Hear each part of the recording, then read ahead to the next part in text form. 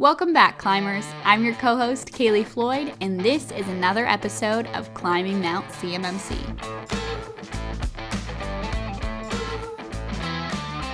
In today's episode, Bobby is joined by Brian Hubbard, Amira Armond, and Adam Evans to discuss the new CMMC ruling and what that means for MSPs. So without further ado, let's get into today's episode. I'm Adam. I'm the compliance officer over here at Axiom, so I've been working really closely with Bobby as we've been going through our own CMMC process, working closely with Brian and Amira as well to make sure we're getting our ducks in a row. And it's been a lot of fun working with both of them and going through the journey ourselves. I'm Amira Armond. I'm the owner of Curry Solutions, which is an authorized C3PIO. I'm also a CMMC assessor and instructor. All right. Hey, I'm Brian Hubbard, and I'm a CMMC assessor as well. I'm president of Evolve Cyber Solutions and founder of the MSPs Cyber Exchange, which is getting ready to launch in Q1 of 2024. Yeah, that should be pretty awesome for fellow MSPs. So if you guys are really wanting to kind of get dialed into that, Brian's a good resource to definitely open your eyes more to what that world looks like. So we don't want to pull any punches. We want to jump into this right away, you guys. So what I'd like to do is read the definition that the ruling has for what an ESP is. And can you kind of talk to, after I read it, what you think that really means to us as managed service providers? So it says an external service provider means an external people, technologies, facilities that an organization utilizes for provisioning, management of comprehensive IT and cybersecurity services on behalf of the organization. In the CMMC program, CUI or security protection data, e.g. log data, configuration data, must be processed, stored, or transmitted on the ESP assets to be considered an ESP. That's a mouthful, kind of rolls off the tongue. What do you think that means? Can you guys kind of fill us in CMMC speak and what that relates to us as managed service providers? You want to lead off, Amira? There's a lot there. Sure. Well, to me as an assessor, when I'm looking at does this thing qualify as an external service provider, which needs to be secured. First and foremost, for managed services providers, I'm going to be looking at that security protection data very closely. Mm-hmm. Hopefully, most MSPs did not decide to take the CUI and put it onto their own systems, though there are some cases where maybe that makes sense. You know, maybe you're storing backups on behalf of your client, or maybe you're picking up a server and repairing it at your shop. But in most cases, the only sensitive data that should be in scope is that security protection data. Now we have two examples, right? Yes, configuration data and log data. That is not enough examples and there's a little bit more about, say network diagrams that I saw. So what thing does an MSP have that might put them into scope? Well, if they have passwords to a client's network, I'm going to think that those passwords would count as security protection data. Detailed network diagrams, vulnerability reports, mm-hmm.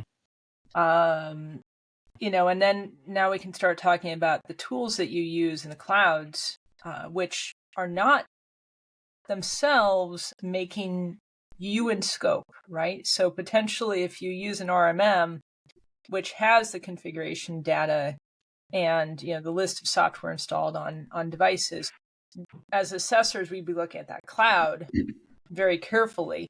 We wouldn't necessarily be looking at your personal computer unless you put the data from that RMM onto your personal computer. So mm-hmm. I'll pass over to Brian. Yeah, I think that's a great explanation, because again, the DoD spent a lot of time creating a whole bunch of definitions for us, but didn't define security protection data for us in the rule. Right. So So all we have to go on is that EG, the log data and configuration data, and I agree that it's going to extend beyond that vulnerability information and so on, everything that you may have. Let's go up a little higher in the satellite view, right? Mm-hmm. So I think the first thing that perhaps people that might be listening to this podcast or watching it might be wondering, is a managed service provider equal to an ESP? Are they the same thing? Where's that line start to delineate? You guys were touching on security protection data, which kind of gives you a hint about how you might be brought in. And then the second part of that part is, if you're an ESP, do you have to get certified? So could you guys maybe help define, is an ESP the same thing as an MSP? And if not, where's the line sort of drawn? And then how does that relate to them possibly being in scope and becoming required to be assessed? I mean, so the definition that you read, right, that we have in the rule says that you're only considered an ESP if you process, store, or transmit security protection data, or controlled unclassified information, right? CUI. So is that kind of like the poison tree that sort of pulls you in? Is that poison pill? Right. So if you have any of those two types of data in your environment, on your systems, on the managed service provider systems, then you are considered an external service provider, according to the rule, and you would be in scope for all levels of assessment, right? So even at level 1, the organization seeking assessment, the OSA, that's a new term, OSA now, has to consider their external service providers in their analysis. And at level 2, the ESP has to be certified at level 2. Right. So parity, right? So that's what you're saying. Correct. So at level 3, they have to be certified at level 3. Right. So whatever, at a really big mountain. So whatever you're supporting, like me as an MSP, if I'm supporting somebody in the DIB and they're level 2, and we're grabbing security protection data for that client, congratulations, you just got pulled in. Does that sound right? So there's a couple things I wanted to point out. So first off, Brian said certified, and that's a key term. The MSP or the external service provider has to be certified. That is different from self-assessment. Correct. So what we saw in the rule, which surprised us, was that while the defense contractors for a period of time, perhaps a full year in the beginning, will be allowed to self-assess, their MSPs or external service providers will not be allowed to self-assess. They will have to get certified by a third party. There's no self-assessment option. That kindness was not extended to us. Right. Personally, I believe that that's an oversight, and it'll be one of my comments in there. There's a couple other oversights with respect to external service providers and MSPs, one of which is, when they talk about cloud service providers, let's go there first, right? They talk about the customer responsibility matrix and how those interplay. When they talk about external service providers, they talk about the external service provider being certified, but they don't talk about the customer responsibility matrix, which would be equally important for an OSC to understand what is the MSP doing for me and what do I have to do. Right. And the other piece of it that they've overlooked is that the fact that you get certified as an MSP doesn't necessarily say anything to me about what services you provide to the OSC. You could be certified as a level 2, but that may not even have anything to do with the services you actually provide. So let's touch on that for a second. Another real easy softball question that I want to throw to both of you guys is, let's say that you're an MSP/ESP, and you're trying to not get that ESP label. You're wanting to be able to help participate, but you're not wanting to get pulled in to be required to be assessed. What are some guidelines that individuals, organizations should be mindful of to not accidentally fall into that, Admiral Akbar, it's a trap, getting pulled into being required to be certified. So from my perspective, I'm glad you brought that up. We've got kind of two sets of rules for scoping. So there's the standard scoping for the defense contractor, the organization seeking assessment, where they've got assets and relevant to MSP personnel, there's the security protection assets, which lists off consultants, MSP staff, right, as potential security protection assets. Those people, particularly, right, or a limited scope of systems, can be assessed as part of the defense contractor's assessment.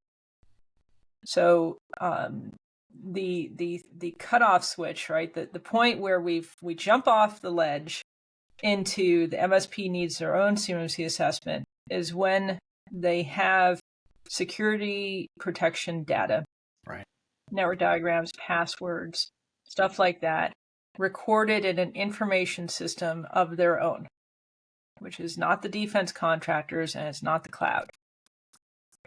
That's how I'm understanding it. So you could potentially skip that CMMC certification requirement for yourself by keeping passwords inside people's individual brains, not putting them into an information system, you're not your personal computer, or maybe encrypting it with a password manager, using cloud systems like an RMM tool exclusively to handle that configuration data, never downloading reports to a personal computer or your MSP shop.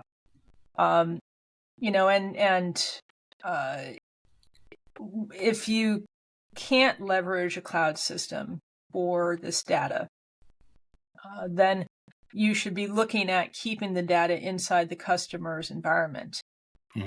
So maybe you're going to set up an IT department share, even though you're the IT department, inside the client area. And whenever you need to look up something, you go there.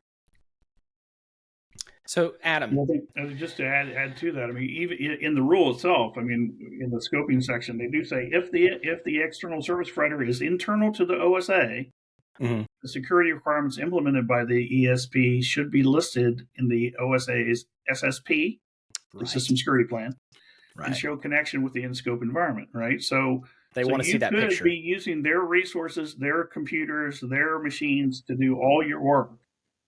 Essentially, you're an IT outsourced staff augmentation, essentially. Right? You're not using your own resources.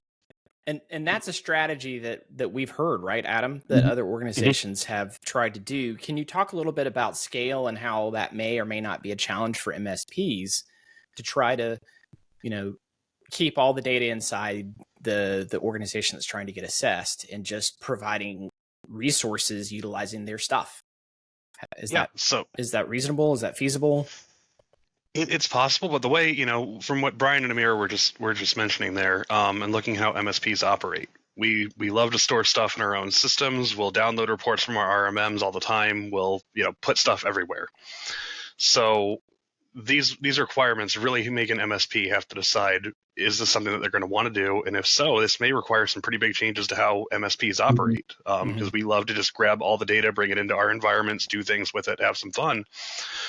But we've got to be very cautious about how we think about that. And to your question there, if we're going to keep everything isolated in the client's environment and still work within that, that creates those scaling issues. As technicians have to become intimately more familiar with those environments, where all the data lives, and know specifically what's not allowed to happen. Are we allowed to grab a report to massage on our systems that maybe have Excel on it or some other tools that we want to work with?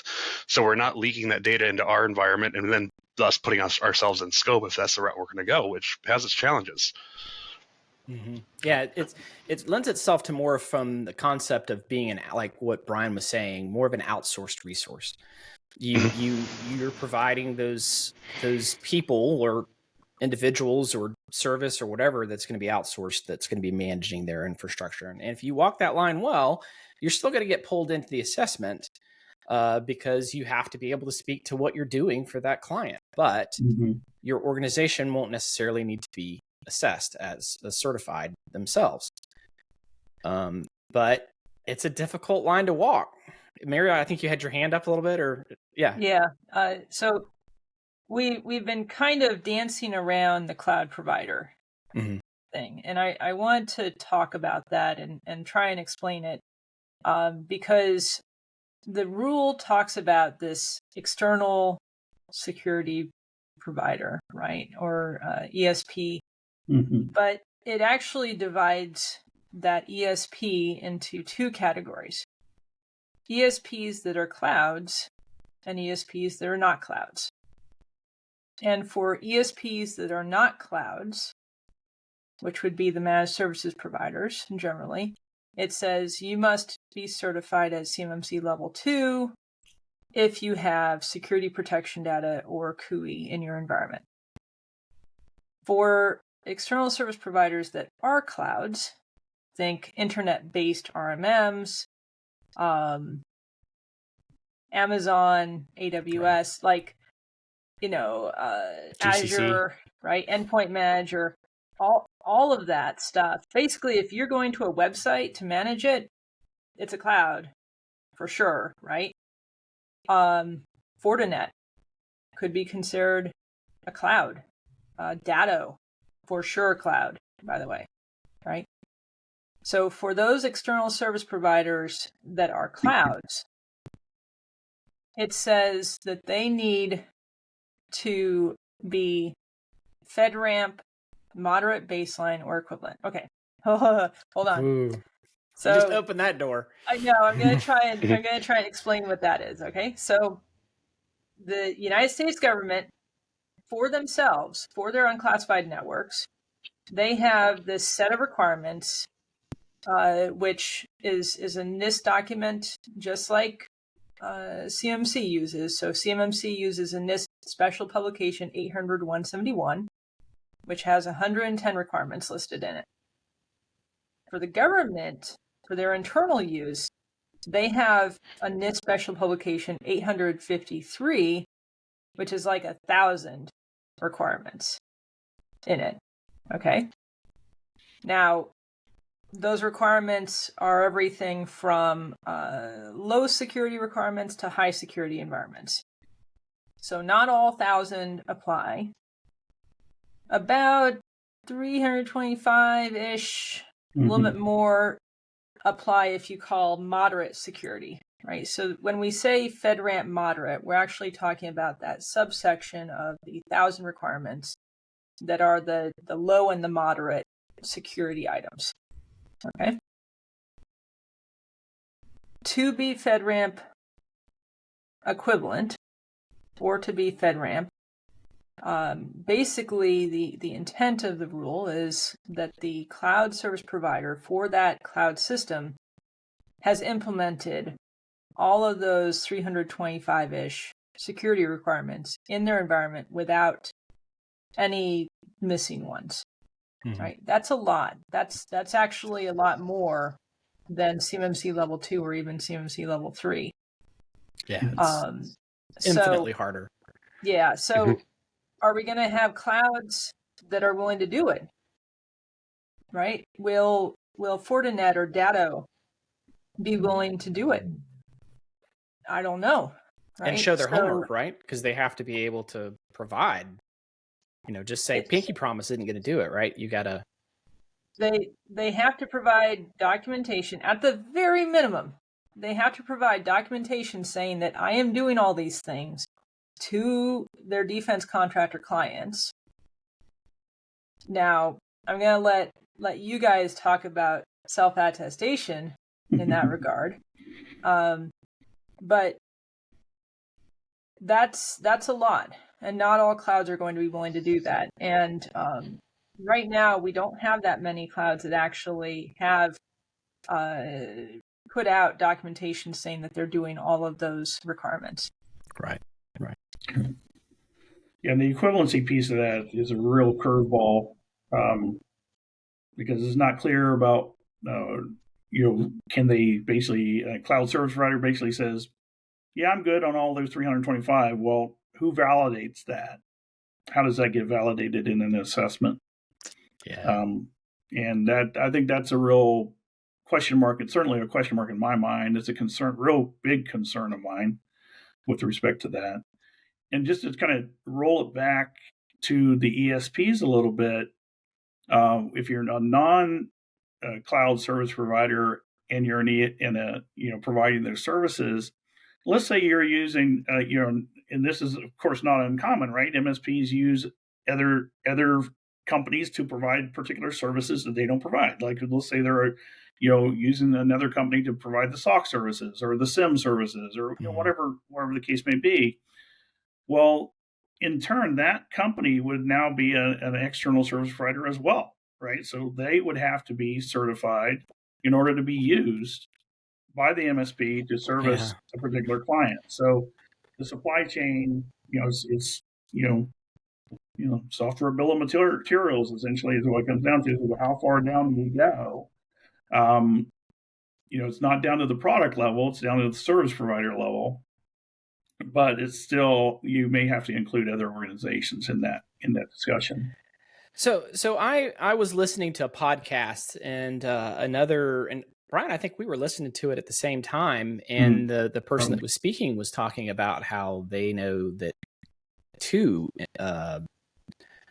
assessments they were a part of had passed a DICAK walkthrough, and they were utilizing RMM tools, of which one was actually happened to be fully cloud-based. Yeah.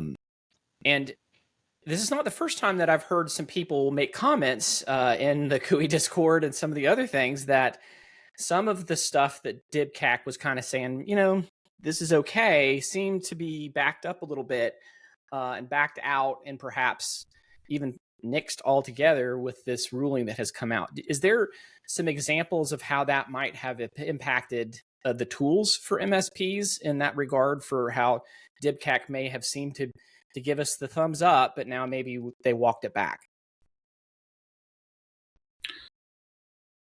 Well, I guess I can jump in a little bit, but so DICAK, how DICAK has conducted assessment, is not necessarily how these are going to be assessed, how the CMMC rule is going to work. So, and it never was advertised as that. A DICAK high assessment was a validation of 800-171, yes, but it was not a certification against a standard. It was basically to see whether or not you were living up to the 800-171 requirements. But they weren't following these other guidelines and things like that because they didn't exist. So, how the DICAK goes forward with their DICAK high assessments, that may change. Who knows? Hopefully, we'll get some insight into that as time goes on. But I would set that aside. All that history of DICAK assessments and what was decided by DICAK assessments may or may not be precedent for how CMMC assessments work from going forward. Yeah. Mary, I think you kind of raised your hand a little bit. Yeah.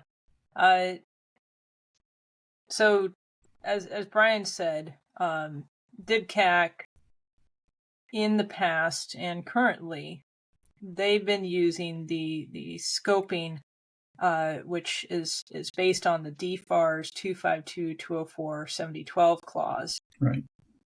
Which is not the same as CMMC scoping. The scoping for that clause is essentially follow the CUI and look at the information systems used to process CUI or CUI. It says nothing at all about this security protection data thing. And that has never been a way that assessments were scoped. So the DICAK precedent hasn't really been testing this CMMC rule out, right? And I hope that the DoD CIO understands that many companies would have failed their DICAK assessments in a bad way if they were using the rule system proposed here. Oh, hold on. Let's just pause that for just a second. That was a huge statement you just said. Just to clarify, if individuals were basing their approach for their clients, like me as an MSP, and started incorporating some of the tools and things they think should be okay based on some of the past ways things have been done with DICAK, they may not necessarily cut the mustard moving forward once the starter pistol goes off and the final ruling happens. Is that I don't want to put words in your mouth, Amira, but is that accurate? Yeah, we don't like it. I personally think it's a huge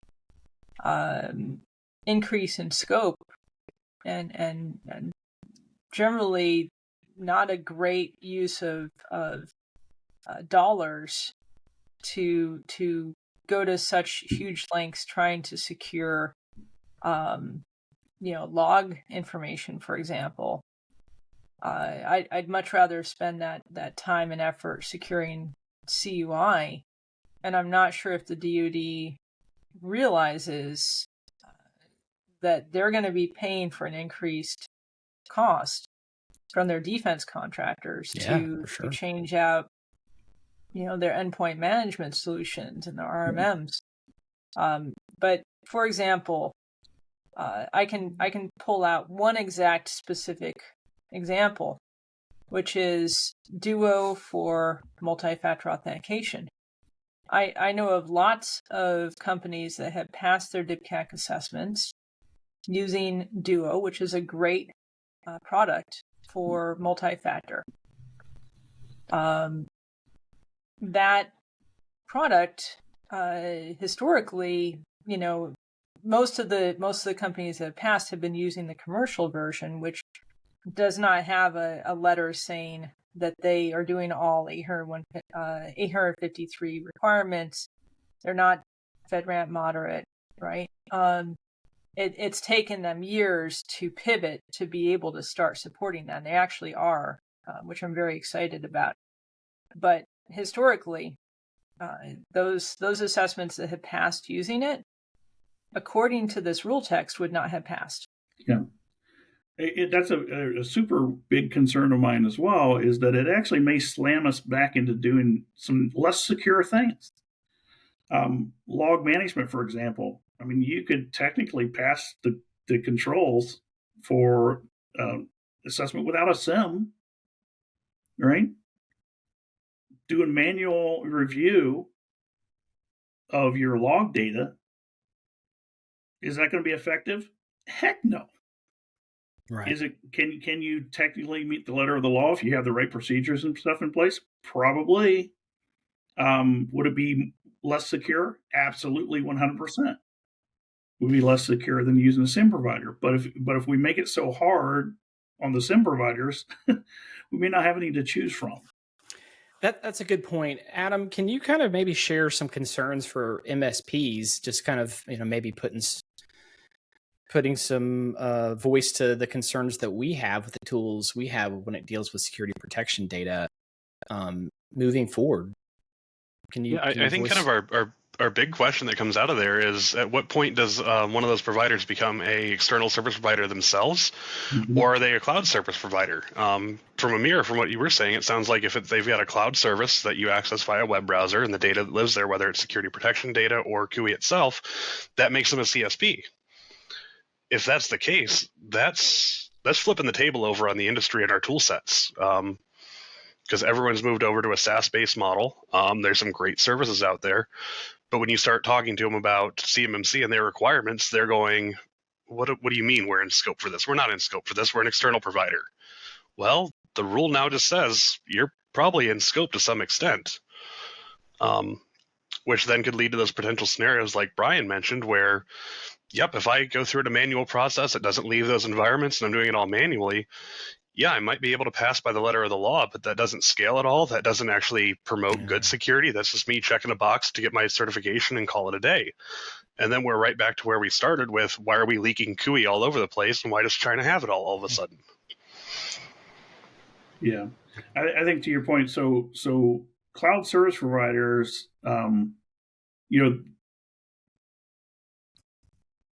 somebody might find a external service provider that's providing, say, a SIM service may find themselves they're managing their data in a cloud, so they're using a cloud-based tool. Well, if it's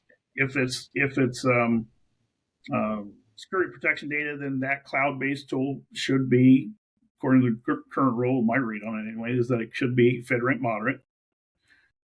There are services that they're providing. If they're doing the analysis and things for you, they're also an external service provider potentially, and the way they do that is not just managed by the cloud. It's also how are they providing that service.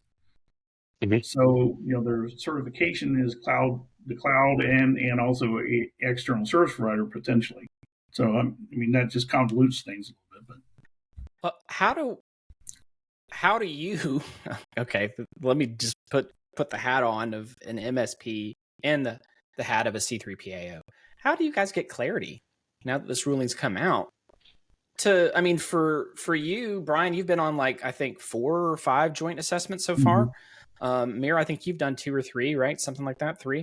How do you step out and start doing those with all of that ambiguity out there about security protection data and what is okay and what isn't? Do you take a more conservative approach and say, hell no, we won't go, this isn't going to work, and start failing a lot more people, but doing it in a way knowing that you're going to protect yourself from a risk perspective, that they can't come back and say you're doing it wrong? Or, help me understand, how's this going to play out? So I think what will happen over the next year or so is the joint surveillance voluntary assessments are going to be the training period for assessors. So to the best of my understanding, the DoD has set up joint surveillance voluntary assessments where DICAK assessors are teamed with the C3PAO as an attempt to train the C3PAOs or to train the assessment teams. DICAK has authority in those assessments. So if the C3PAO assessment team that says, we think that they passed this one, and DICAK says, nope, DICAK wins. Right. Which is, of course, potentially frustrating to assessors. That, over the next year plus, while we're waiting for this rule to go live, is probably going to be the primary source of clarification as assessors say, yeah, let's say this is fine. I don't think it's a big risk. And DICAK chooses to either dig in their heels or they say, yeah, that's fine too. And we'll unfortunately have to find out through osmosis as opposed to a formal training program, which we've been asking for years now. Yeah, unfortunately, there's no precedence database or anything like that's published by the DICAK that would share things across assessments. So on a couple of the last assessments I've done, there have been situations where the DICAK team had to carry it back basically to the corporate, DICAK corporate, if you will, and get a ruling to say, how do we want to treat this, and then come back. Sometimes they were able to come back with something. Sometimes they kind of punted on it. But, equivalency was one of the things. Well, now to get more specific, to really softball pitch this for you guys, in the past, correct me if I'm wrong here, I don't want to put words in y'all's mouths because y'all are, leaders in the industry, and I don't want to do that. I want you to feel comfortable that you're saying how it is traditionally DICAK hasn't factored in security protection data in that equation yet. But your belief is this year, as we're ramping up to the final starter pistol next year, that's going to become potentially a factor at that point, and that we're starting to get some exposure from DICAK of their viewpoint on that? The rule talks about joint surveillance assessments being accepted to be transferred into a CMMC Level 2 certification. Right. If the CMMC scoping from the rule is used. Mm-hmm. Okay. Which is where we're talking about security protection data and external service providers and the CMMC scoping categories, which historically have not been a big part of those joint surveillance assessments, and definitely not the DICAK high assessments. And that's why, I'm sorry, go ahead. I'm hoping that the word will get pushed down from DoD CIO to DICAK saying, hey, start following this now as best as you can. And that was the reason why we weren't even potentially as an MSP ourselves considering trying to do a joint assessment, because I knew that clarity wasn't really coming out. And what we do and so many of the tools we have are so pivotal. Like, I just couldn't step out and do that without having good clarity on that. And I don't know if I would even entertain doing a joint assessment for us, just because we've got to really have a better idea of how that's going to play out over time. We're taking a more conservative approach with the tools that we use. It isn't going to be as kind for us scaling wise, but we have a lot more confidence that we're standing on more solid ground. For example, we're not using an RMM in anything in scope for us. I'm not saying that you can't. I'm just saying we're just too nervous for us as an MSP to try to do that. Mm-hmm. I know I would say to that point, I know if you were to go to any of the major MSP conferences out there, IT Nation, any of those, and say, hey, MSPs, in order to be CMMC, to pass your CMMC assessment, you need to get rid of your RMM and your KUBI environments. Half of them are going to try to murder you on the spot. Right. And just to be clear, we're not saying that you have to. I'm just saying that's not what we're choosing to do. I don't want to get trolled about this, but we have some serious concerns about that. What are we using instead of that? We're using Endpoint Manager, Intune. We feel that it provides enough control for us to accomplish what we're trying to do. Granted, the assumption being there that everybody's going to try to be more mindful of their scoping. You're not going to just try to put everything in scope. You're going to try to keep that more manageable in size. But still, something in scope is greater than zero. Yeah. So you're going to have those assets that are going to be in scope, and you have to have a good way of managing it. And we're feeling like Endpoint Managers is going to be what we're going to utilize until, some years down the road when we start getting more clarity about how this is all going to shake out from the tooling perspective. But this brings up the next question, which is I've been giving you guys just some really grenades here and asking you guys to play hot potato with. Here's another one. Okay. Reassessment of your already certified environment. Okay. Sorry, gotta go. Yeah. Great conversation, Brian. Good talking to you. Yeah. Peace out. Yeah. So, MSPs, we're notorious for changing things that we do, tools that we're utilizing. In the ruling, it talks about how you have to get reassessed. I mean, that's logical that you're going to, if you make a significant change to your organization that you had already been assessed on, you're going to have to get at least partially assessed or some type of reassessment process to go through that.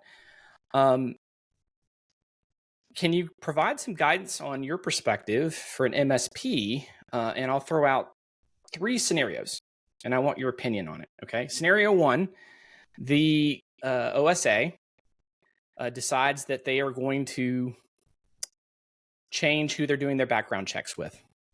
Mm-hmm. All right. The OSA is changing the MSP they're using.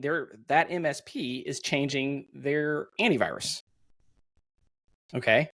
Or the OSA is changing their whole MSP and who they're using. So those 3 scenarios, right? So the OSA is changing how they do their background checks, the company they're doing the background checks. The MSP that they're using is changing their antivirus. And then the OSA is changing who they're going to use for their MSP. So those three different examples, where would you say, okay, that's not anything that I would worry about potentially sacrificing scope? So I got a meeting. I got to get. Those are tough. So I'll jump in on just maybe a tangent to Okay. all this. Is that, again, the definition of what security protection data means is really critical. You pointed out one good example. Okay, I have an external service provider who is providing background checks on my employees. That's how I pass PS, one of the PS controls, right? Right. Okay, are they now in my ESP and they have to be level 2? Now and how about the lawyers I use? The law, I have contracts reviewed by my lawyers as an OSA. Are they now an external service provider and they have to be level 2? I would think not, but yeah. I would think, but if it's a federal contract, maybe it's FCI. So maybe we're level 1. Yeah, we don't have a definition of what they have to, where that definition ends. So on that one, I'll kind of punt. If they change their, and say, since common sense would tell me that if they change their service provider doing background checks, Mox next, they're still doing the service. They're still basically doing the thing, from the OSA's perspective, they're still doing the thing the way they were doing it before. Right. They're following their policies and procedures. There probably should be something in their change control records to say, hey, I'm changing how I perform this activity. And so I've gone through my change control process to do a risk assessment, make sure I'm still doing it exactly the same way. I'm monitoring that service, et cetera. And then I would extend that to, say, the antivirus service. Right. I'm using Nessus today and I'm going to use Rapid7 tomorrow. Okay, depending on how I use, whether I use Tenable.io or whether I'm using, as a cloud-based service, or whether I'm using Rapid7 as a cloud-based service, or whether I'm using an on-prem version of those tools, right, will dictate how big of an impact it is. And am I still accomplishing the same things as the organization seeking certification? Am I still accomplishing all of those controls as I was before, just with a different tool? Right. That's how I thought of it. But Amira, what's your thoughts? So I'm going to quote. It took me a little bit to find the exact item. Oh, I love it. Go. It is possible for an organization to need a new assessment during the validity period. CMMC self-assessments and certifications are valid for a defined CMMC assessment scope. If the CMMC assessment scope changes due to infrastructure modifications or expansion of the CMMC assessment scope due to a new acquisition, a new assessment may be required. The original CMMC certification remains valid for the original CMMC assessment scope. The information systems in the new CMMC assessment scope may not be used to process, store, transmit CUI for any contract until it is validated via a new CMMC assessment. All right, let me break a few key points down. An acquisition is a big change. Yeah. Mm-hmm. That's like you're taking two information systems and squishing them together or migrating to a new one. That's a big, big, big change. If the original scope does not change, you're still good. So we're talking about adding significant new systems, essentially, right? That's the only time when you'd need to modify your assessment or redo the assessment. I think it is very interesting that you can't change where you're putting CUI unless you've assessed the new system. So that could be the actual cutoff point where we say we need to get a new assessment, is if you're adding a new type of server though even that seems like it should be too small, right? Maybe if we're adding Salesforce and we want to put CUI in Salesforce, maybe that's where we need a new assessment. But this is problematic. Yeah. Yeah, because MSPs are changing. They'll change AV every 2 years because the industry gets better or worse in certain areas, and they want to make sure they're providing the best protection for their clients. And we've seen it numerous times. I know Adam has, and I have as well, where a certain tool is a leader in the industry for 2 or 3 years, and then they just go to sleep at the wheel, and you're like, okay, this is not working anymore. We must transition to something else. And when you're trying to provide the best system for a client, kind of like what Brian's saying is, I would hate to have to stay on a system that may not be as secure just because of the fact that you're too scared to make a transition because you might feel like scope's involved, and some clarity there would definitely be helpful. Now, if I could throw one potential hand grenade your way, Amira. So the statement overall in the documents are around CUI. Would you assume that would also likely apply for your security protection data, or are they going to try to draw the hard line on it being CUI only, or we just have to wait and see? As an assessor, I'm reading to the minimum. Okay. All assessors should read to the minimum. So I don't see security protection data listed here. I'm not going to arbitrarily add it. Okay. Fair point. Yeah. So in that situation, if you were swapping AV, even though that definitely is going to contain protection data, it's not, if you have it. I can't. Yeah, I don't know. I don't know. I can't say that that's going to be a safe thing. Right. I really can't. I'm curious what Brian thinks. Well, I mean, the thing that bothers me is that the only place you can find that stuff that you talked about, Amira, is up in the questions and answers pieces, right? Is it in the rule itself? I haven't found it in the rule itself. Yes. Well, it's up in. Nope, it is. It is in the questions and answers. So that's my biggest concern with it, is that won't actually be the actual rule. That's just their clarification comments. It doesn't mean it's actually addressed in the rule. And so historically, will that take hold?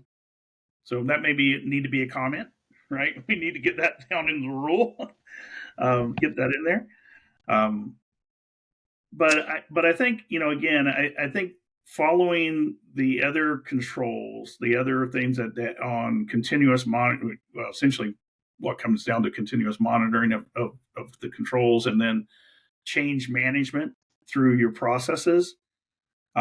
Certainly, major changes are going to negate the assessment. Like, I've been assessed as an OSC and I got bought, and I've incorporated now into a larger organization's systems.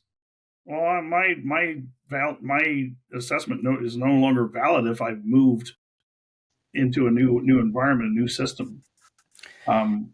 It definitely makes it more interesting for organizations that you're doing M&A. If you want to buy your compliance, or buy an organization that already has certification, it definitely makes you take pause about your approach to do that acquisition, because you have to take into very big consideration kind of what Amira was saying about meshing the two systems together, because you may have spent all this money to get a system that is certified, and then you just screwed it up by the fact that you tried to merge them together, and now you're gonna have to go through that certification process again. So now, one of the things that might be a get out of jail card for us is self-assessments. Self-assessments are an assessment. And it could be that this will be interpreted as make sure that you self-assess that new system against all the requirements before you start using it. And that would be perfectly reasonable. In fact, that's what you're supposed to be doing if you're following CMMC Level 2. So hopefully that becomes the interpretation, especially since we, like Brian mentioned, this is in the Q&A area. it's not a hard item in the rule. Maybe that's just how it's interpreted, is I want to make sure that you've done a self-assessment of this new system in the last year. Well, let's close out with this last question, and it has to deal around sort of what you were talking about, Amira, and that is the rollout of this happening, and how that might relate to MSPs with the self-assessment. They kind of had this staged approach where you could, have these different things. How do you see MSPs that are going to have to get level 2 certified? How do you see them being a part of that phased in approach? The pros and cons, the pitfalls. Can you talk, Brian, both you and Amira, can y'all talk about that? Yeah, I mean, so in phase 1, which starts as soon as they publish the new version of DFAR 7021, right? And that's in the 48 CFR rule making process. Is that right, Amira? I always get those numbers all screwed up. But so that takes effect right there. So self-assessments and for level 1 and level 2 for contracts that involve federal contract information or controlled and classified information, it's going to be included in all new solicitations and contracts, all of them. So self-assessment is the minimum. How does that affect MSPs? Well, even at level 1, an MSP is going to probably be involved in the self-assessment, because the self-assessment is digging into those 15 controls for level 1. That also, but they have to use NIST 800-171A for the assessment objectives in order to score themselves to be valid, to really truly be valid. Which means they're going to have to really have the MSP helping them. MSP is going to be involved in that. Level 2, for sure, is the level 2 requirements come in. And right now, the way the rule's written, an MSP has to be certified. I think that's wrong. I think that's an oversight. But I think that's going to have to be changed in the rule in order for them not to have to be certified. It's catch-22. How do you get certified before the rule actually starts? Yeah. Are they going to let CMMC assessments, certification assessments, start happening prior to the rule being final? I would hope so. Otherwise, there's a bootstrap problem, big bootstrap problem. Yeah. Right. MSPs have to be completed certification prior to an OSC getting their certification. Yeah, we call it CMMC marriage counseling. It doesn't really work when you're both going through the, trying to get ready at the same time. Like, like so much of what they need has to rely on you. And if you're like, well, I'm not sure how I'm doing that. And they're like, well, how do we know what to put down if we don't know what you're doing? Exactly. So as an MSP, we have to already have been on the hill and gotten the flag and the t-shirt and everything. And determine how are you going to provide your services, and how is that going to affect the OSC's system security plan and how they do things. All that has to be worked out. So the phase-in period. So phase 1, that's immediate, right? As soon as they sign out 48 CFR or whatever it is, and then phase 2 starts 6 months after that. And phase 2 is when certification assessment, level 2 certification assessments start to become required in all applicable solicitations and contracts. So in other words, if you have CUI, you're going to start seeing level 2 requirements for certification in contracts. And then it can start showing up even in phase 1 in option years. So a lot of contractors get these big 5-year, 10-year contracts, and some of them may sit back and say, oh, we're good. We're not going to have to deal with CMMC until 10 years later. That's not true. The contracting officers can inject it as early as phase 1 into your contract in an option year exercise. Phase 2, they can delay things and include it in option years. Phase 3 is that it will show up in all option years, and then level 3 can be in contracts. If they're applicable, it'll be shown up in all applicable contracts for level 3. and then it can show up into option years. And phase 4 is 12 months after phase 3. So it's basically 2.5 year rollout of the phases. Phase 4 is it's all in everything. So phase level 2, level 3 assessment, certification assessments can show up in all your solicitations. I think just to one more point, there's a little bit of a misperception. Everybody's going to see the self-assessment thing and think, oh, I'm golden. Self-assessments will only be 5% of total contractors affected by CMMC at the best. And most likely, if you're a subcontractor, you're going to want to work contracts all over the place. And if you're lucky enough that your prime has a self-assessment requirement, then you only require self-assessment. If your prime requires a certification assessment, you don't necessarily have the option to be self-assessed.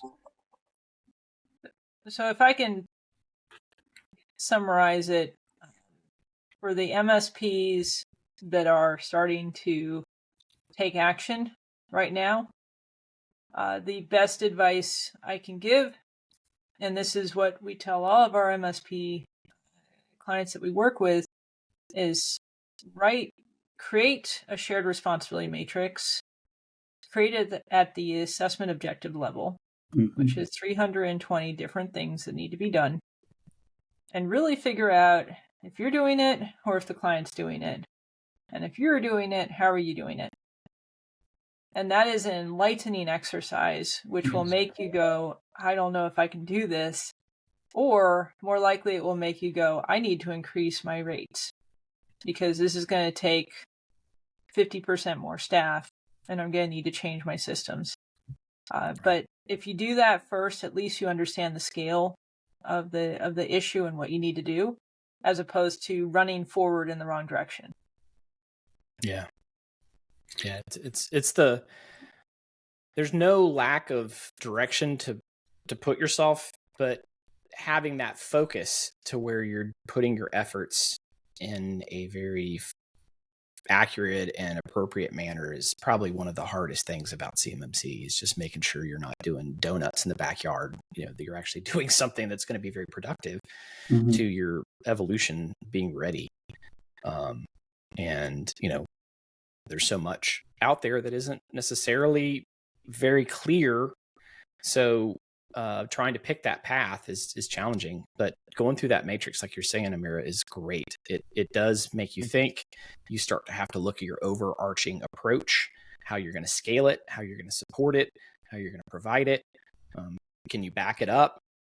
Do you have the appropriate documentation? Do you have like what you're saying, do you have the appropriate staff to support it? Those are all things that you have to really reconcile in your head before you can really say, hey, I'm doing this. And that is a big challenge. And the starter pistol sort of has not gone off yet officially, right? The rule is out and everybody's going to be commenting and reviewing it. And then I guess we're saying Q1 of next year, right? Is probably where phase 1 is perhaps going to drop. Could be sooner. We'll see. But for all my fellow MSPs or people that are utilizing MSPs, you really have to put your seat and tray to the full upright position, because we're going to be under a lot more scrutiny because of the fact that they're going to be requiring us to be there before they are. So unfortunately, as an MSP, there's going to be some more expected from us than just the regular OSAs that are going to be going to try to just get their assessment. Because we will have had to have figured out all of that to provide that service to our client. So a lot of challenges. I just want to thank both of you so much for joining us today. We went a little bit long, but this was a bit of a special one because you don't have rulings coming out very often. Make sure to follow us on LinkedIn and YouTube to stay up to date on the latest CMMC news. We hope you guys enjoyed today's episode and listen out for the next one. But until then, keep on climbing.